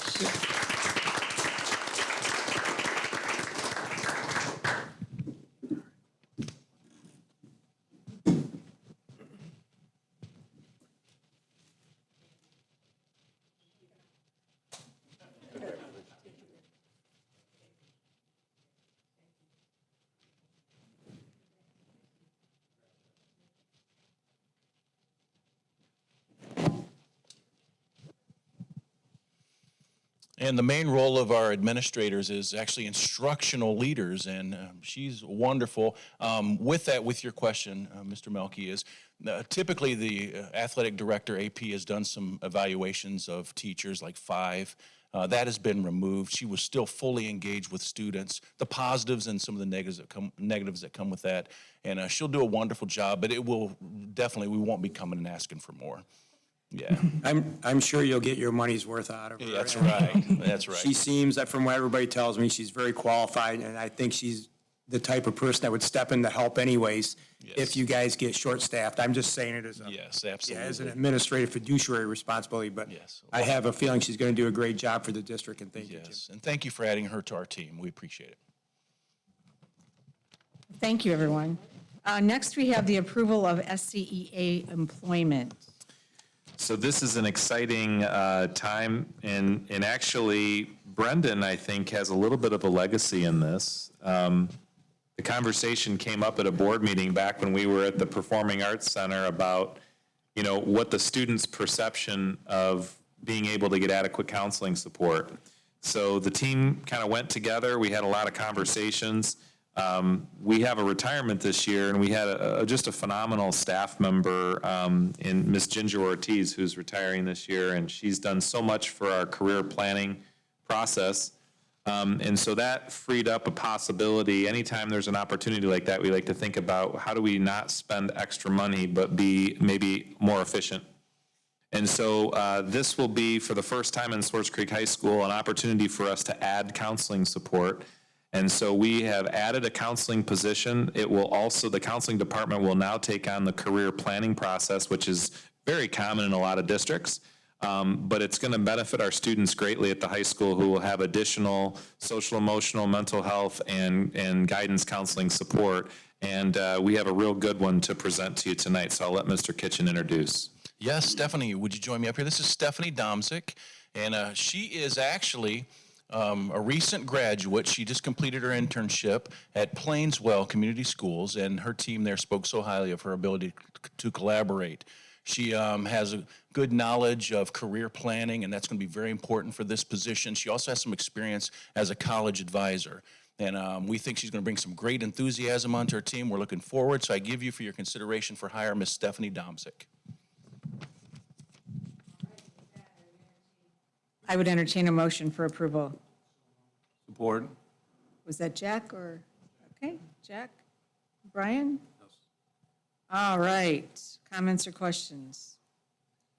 Be it resolved that the Swartz Creek Community Schools Board of Education approves the SCEA employment of Stephanie Domzik, Swartz Creek Community Schools counselor, as presented. Sue, could you do a roll call, please? Mike Ahern, Yes. Alicia Gardner, Yes. Jessica Lenave, Yes. John Sayer, Yes. Carrie Germain, Yes. Chuck Melkey, Yes. Brian Sapanik. Yes. 7 yes. Motion passes. Welcome.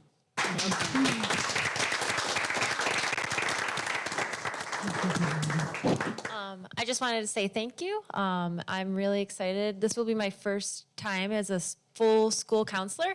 And so I'm excited that you guys are hiring me and taking me into your team. I'm really excited to be working with the school, the high school, and the district as a whole. So We're very excited for you. It's great to have you on board, and we're very excited for our students as well. If you'd like to come forward, we'd be glad to congratulate you.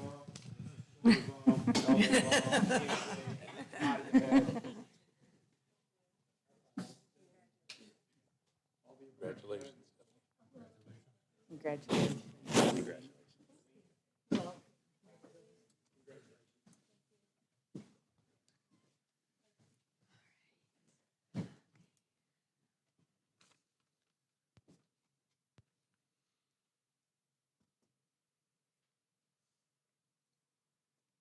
Okay.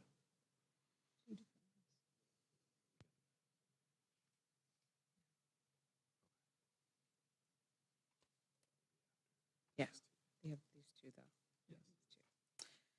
All right, next, we have the MHSAA Membership Resolution 2021-22. I would entertain a motion for approval. So moved.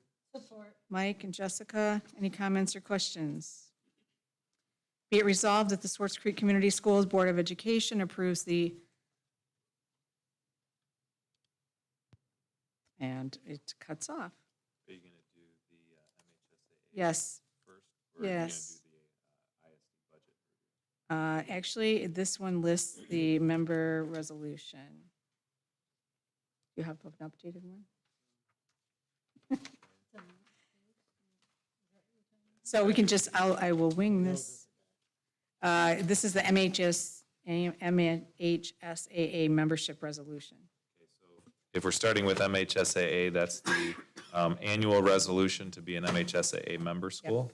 All right, so that it approves the MHSAA membership resolution 2021-22 as presented. Sue, could you do a roll call, please?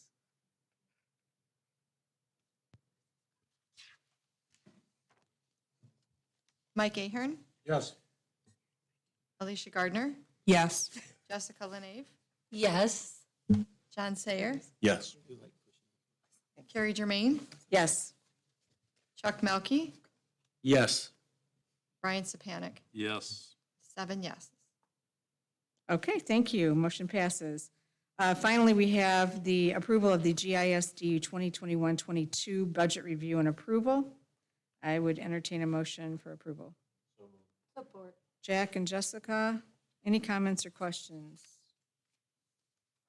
Be it resolved that the Swartz Creek Community Schools Board of Education approves the GISD 2021-22 budget review and approval as presented. Sue, could you do roll call again, please? Chuck Melkey, Thank you. Yes. Brian Sapanic, Yes. Carrie Germain, Yes. John Sayer, Yes. Mike Ahern, Yes. Alicia Gardner, Yes. Jessica Lenave. Yes. 7 yes. Thank you. Motion passes. Okay, moving on. We now have an opportunity for public comment.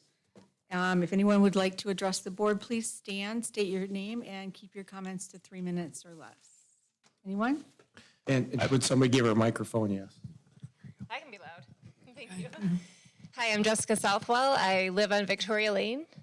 If you know that, it's very close to Moorish, and I drive my kids to Gaines.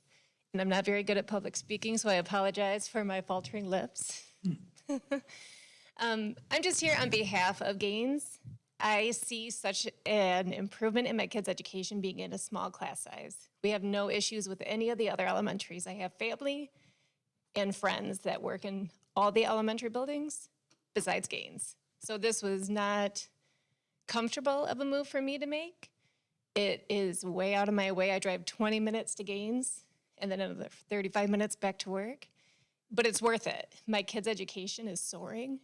I'm sorry for my nervousness. You're probably used to this, right?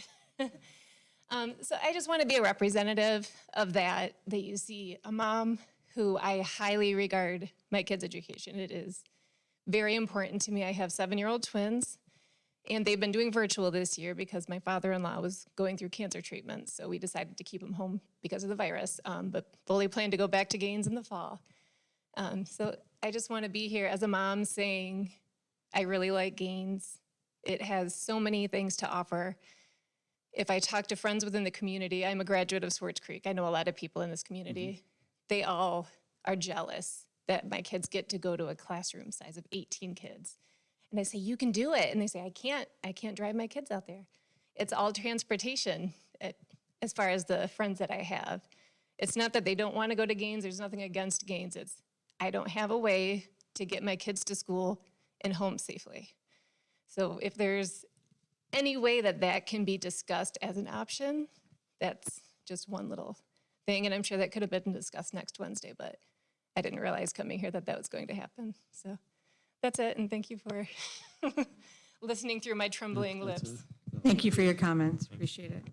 I've known Jessica for a long time. She's went to school with my boys, and her families grew up here. And that's a great comment you said, because I didn't think about the transportation thing, and that might push some kids into that district, which we talked about.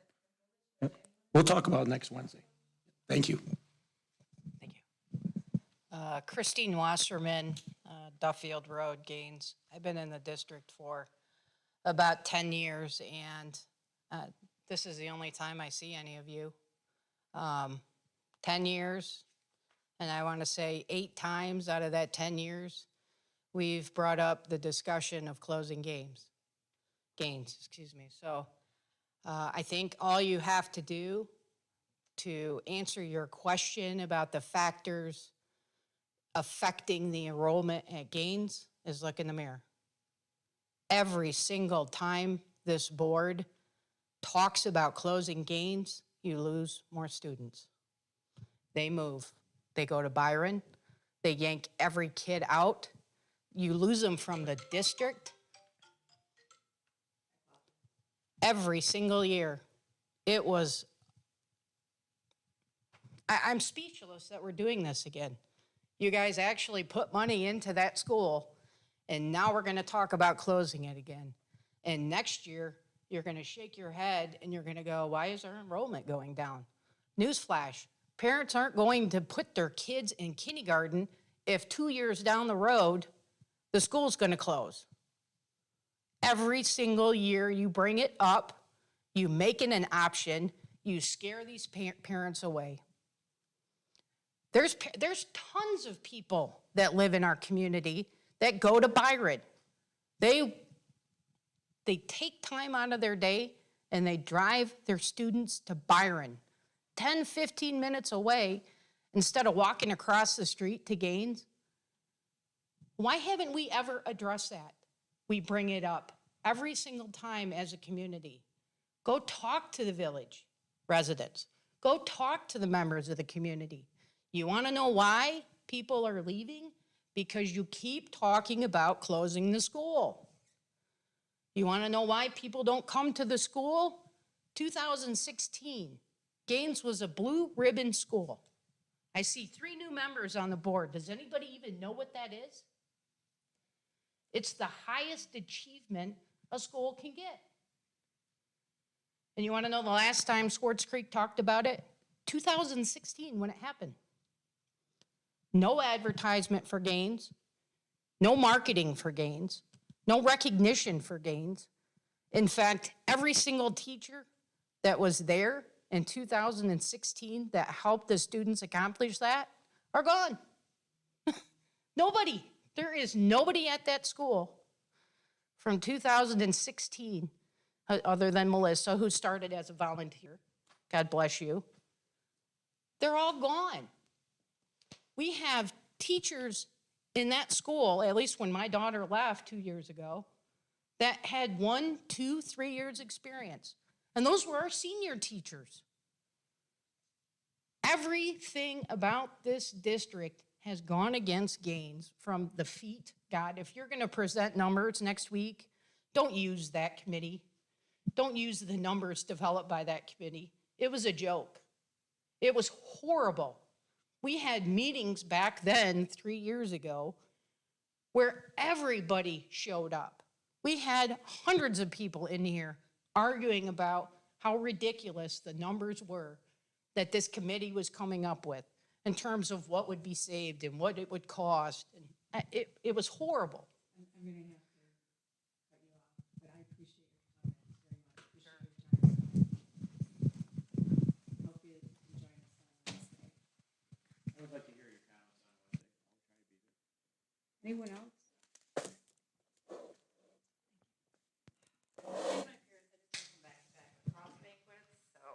And I've been in a very sweaty Gaines Elementary all day long. So I'm Melissa Neal. Most of you know me, I'm going to guess.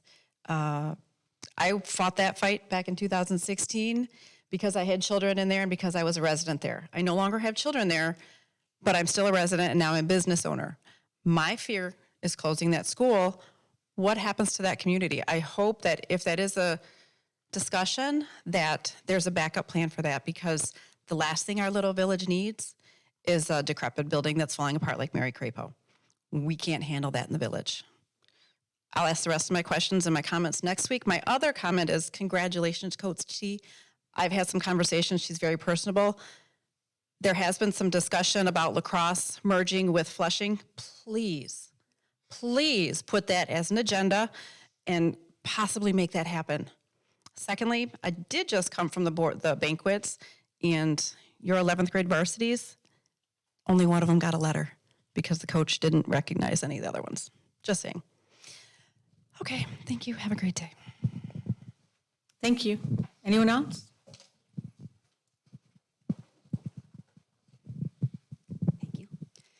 Elaine Mackey, Morse Road, Grand Blanc. All 4 of my girls went to Gaines Elementary. Sorry, allergies. All 4 of my girls went to Gaines Elementary. When it was a blue ribbon school, it was the highest test scores in the district. One suggestion I have for possibly getting more people in, I haven't seen many complaints or issues with the restructuring the elementaries, but I know last, excuse me, spring when you guys were restructuring, there were a lot of families upset that they would have kids going to 2 different buildings. Maybe you can ask families if they would prefer to go to Gaines so that all of the kids in the family could go to one school. I don't know if that's still an issue, but it is something to consider. And if busing and transportation, you're already taking kids from one end, taking them to Deke on the other side of the district. If you offer transportation to families to go out to Gaines, maybe more families would go. Smaller class sizes are always better.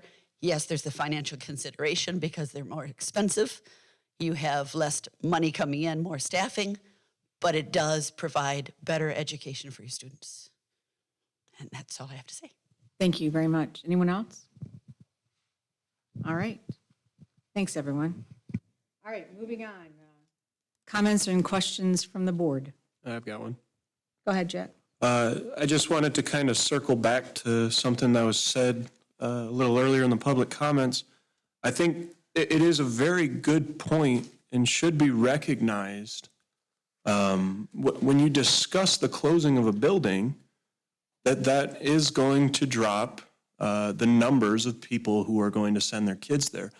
And, you know, this has been a perpetual problem for the last, boy, however long, certainly since I've been in school. And I mean, just that point alone, we keep talking about, you know, are we going to close this building? Well, I mean, it just makes sense, right? You're going to close the building when we just sent our kindergartners there. Well, why would we send our kindergartners there, right? I mean, when we have students going to different districts because we keep talking about closing this building, well, why don't we just, I don't know, maybe actually promote the building? We work on it. We get people excited to go there. I mean, frankly, seeing the passion coming from just this room alone, and we got, you know, four speakers here to us. Next Wednesday, I expect many more. Just, I mean, look at the passion here. There's passion for Gaines Elementary. It's not like this can't be fixed. We just have to go about it the right way. And I think if you want to know my opinion, I don't think we should close Gaines. I think that's probably the furthest thing from what we should do. There's ways to go around this, and there's ways to fix this problem. If you really want to fix it, you have to actually put time and effort into it. And we have to stop talking about closing the building. Let's talk about working on the building. Let's talk about fixing the problems rather than just closing the building. Thank you. Is it okay, Carrie? Sure, go ahead. Okay, good, yeah. I'll just echo some of what Jack said, and I think I said that in my original comments about the building going down. And I think, I can't speak for the rest of the board, but I think it's good to bring it up, as Ben said, in the open, so we can all discuss it, hear everybody's ideas. And you know, I just heard one idea here today, which I liked. I mean, two. So that's just from 4 people. And I'm not swaying one way or the other, but I do want to hear everybody's idea. And I think the first step, Jack, is to go to the town hall meeting. And I'm with you. I don't want to close the building because of the actual, what could happen to the village. But I have other reasons and the cost, you know, for us maintaining buildings that aren't occupied. But I think that's all going to come. So that's on that. Next thing I have is, and this is on the good side, School Dude program. The School Dude program, I don't think we've had a presentation yet. Yeah, we need to get one. It's a good and idea. I pushed for it. And you guys helped me get that along because I'm big into logistics and keeping track of what we own. Yeah. So That's a back good to idea. money. If that's okay, Carrie and Ben, can you get that on the agenda soon? Mm-hmm. And then I'll go to Mary Craple. You guys know what I want to do with Mr. Mary Craple.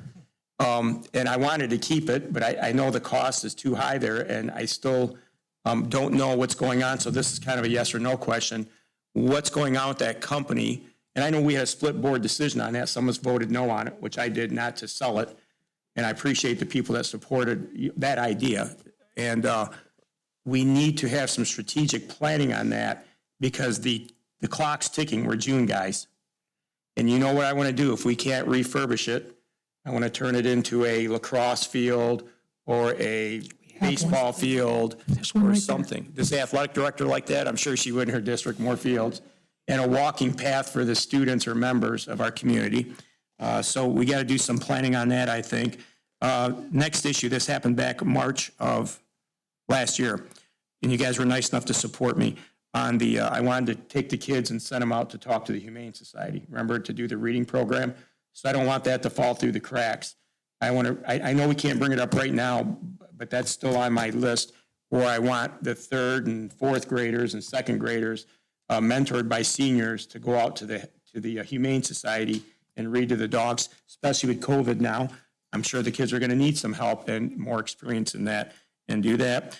The barn we talked about, Ben's already said this kind of off the cuff to me. We're going to get a podium, Ben, so people aren't just standing around all over. So we have a podium so they can talk and be recognized. And then what are we going to do about masks in the future with the district? I know it's kind of a sore subject.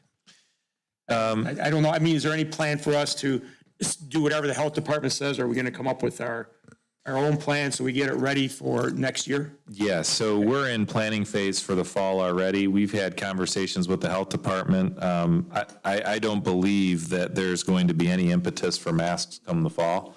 I mean, you can see that for people, we're following the order currently. So if you're vaccinated and fully vaccinated, we're not enforcing masks in the buildings as they are right now.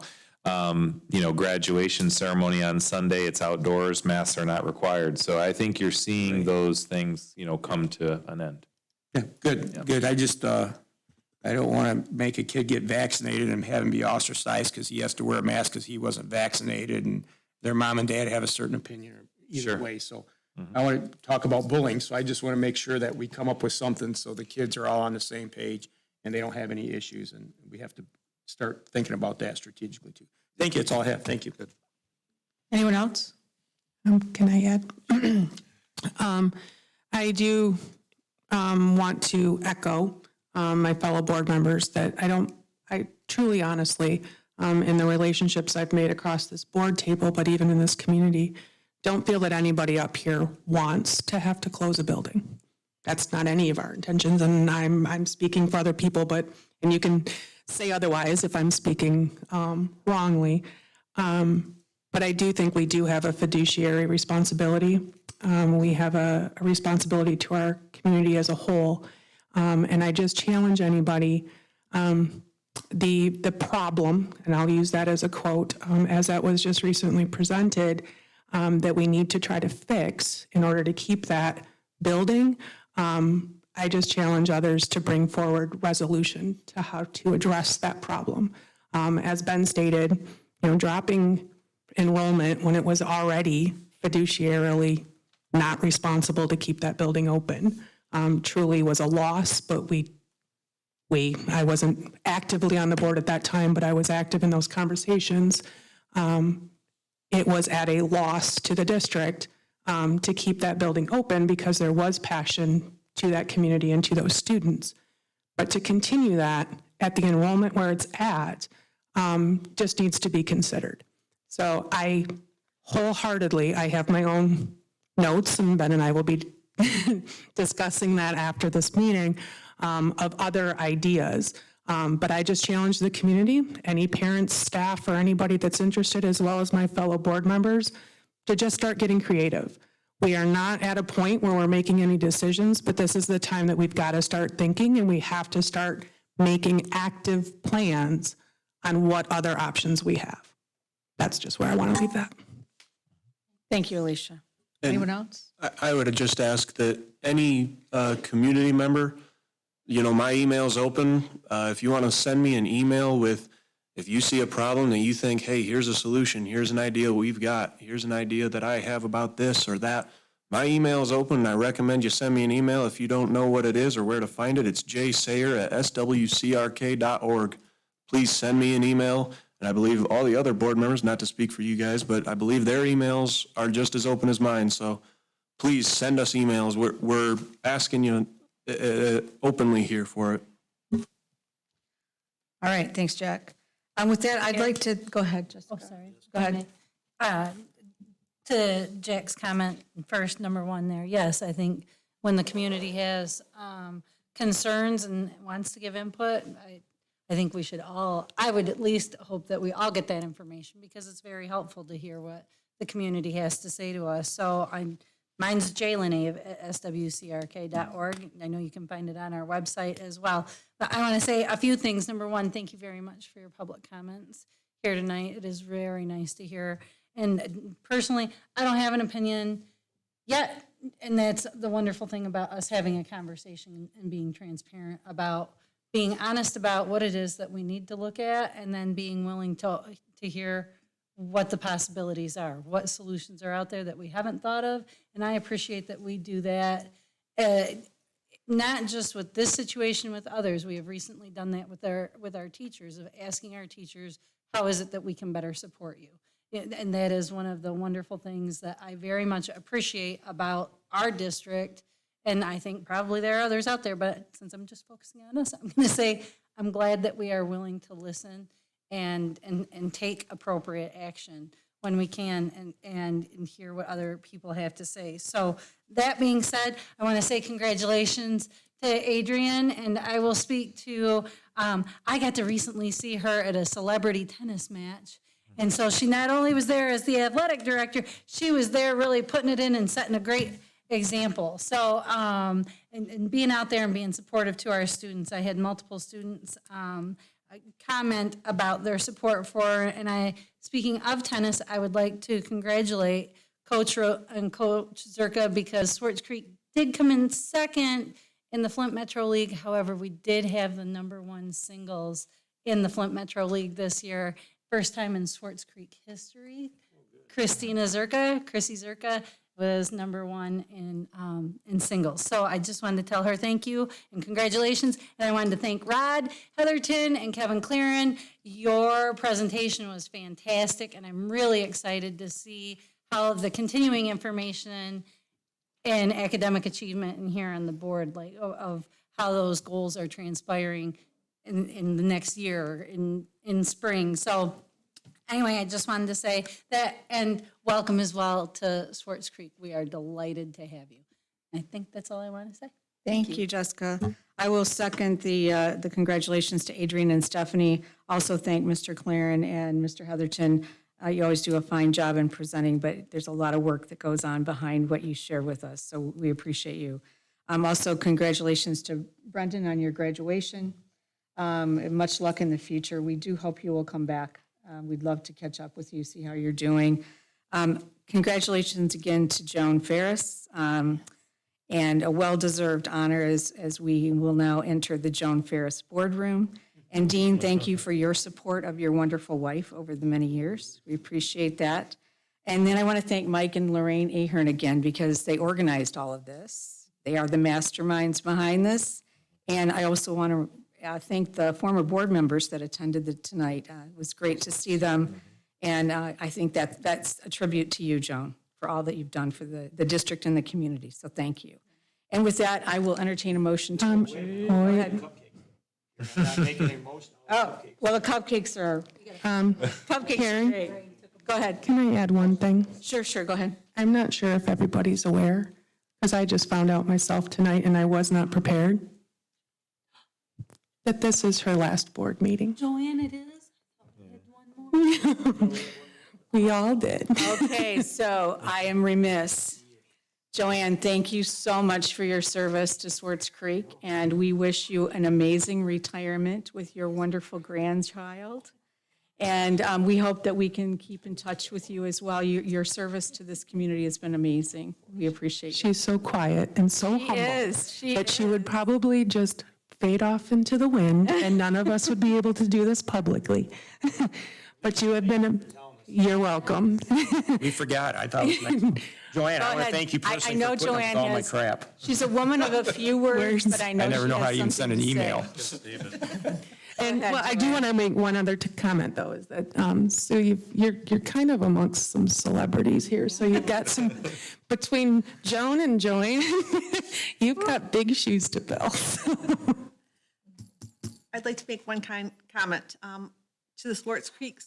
I wrote it out because I don't want to get emotional, but the Swartz Creek Community Schools Board of Education, Mr. Main, Mr. Stepanek, Mr. Ahern, Ms. LeNave, Ms. Gardner, Mr. Melke, and Mr. Sayers. It has been an honor and a pleasure working with each of you these past few years. the work and time that you devote to Swartz Creek students, the staff, and the families show in all the decisions that you make for them. You have put your heart and soul into making this community a better place for the students and staff, and they are lucky to have you. I enjoyed my time here with each of you, and I wish you a very successful coming year. Joanne. Thank you for being You did a great job. Yeah, no, she did a great job. She did a great job. But there's going to be a party tomorrow, right? There's going to be a little party? Yes. Yes, good. Well, thank you, Joanne. I can And attest. we do appreciate you, and really, I'm sincere, and I hope you'll stay in touch with us. And Sue, we look forward to working with you. Thank you. Okay. So, sorry to have interrupted you, but that needed to be done. I am so happy you did.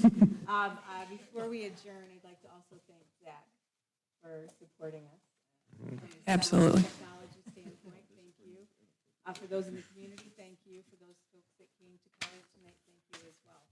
So with that, I will entertain a motion to adjourn. So moved. All right. Any comments or questions? That was Lenny. Those in favor say aye. Aye.